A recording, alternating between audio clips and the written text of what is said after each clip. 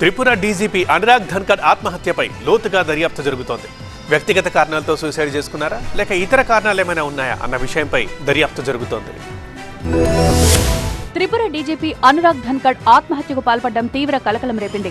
అగర్తలాలోని police head quarters లో ఆత్మహత్యకు పాల్పడడం సంచలనం రేపింది. తన కార్యాలయంలో ధన్కర్ ఆత్మహత్యకు పాల్పడ్డట్టు తెలుస్తోంది. అయితే డీజీపీ హోదాలో ఉన్న అనురాగ్ ధన్కర్ ఎందుకు ఆత్మహత్య చేసుకున్నారన్న విషయంపై పలు సందేహాలు కలుగుతున్నాయి.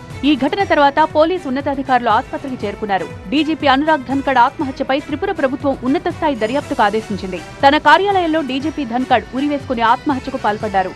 గతేడాది మే 23న త్రిపుర డీజీపీగా బాధ్యతలు స్వీకరించారు అనురాగ్ ధన్కర్. హెడ్ క్వార్టర్స్ లోని తన ఛాంబర్లోనే ఆయన ఊరేసుకుని వేలాడుతూ కనిపించినట్లు అధికారులు గుర్తించారు. వెంటనే స్పందించిన తోటి సిబ్బంది ఆయనను అగర్తలాలోని గోవింద్ వల్లభ్ పంత్ ఆసుపత్రికి హుటాహుటిన తరలించారు. పోస్టుమార్టం నివేదిక వచ్చిన తర్వాతే మరణానికి గల అసలు కారణాలు తెలుస్తాయని అధికారులు వెల్లడించారు.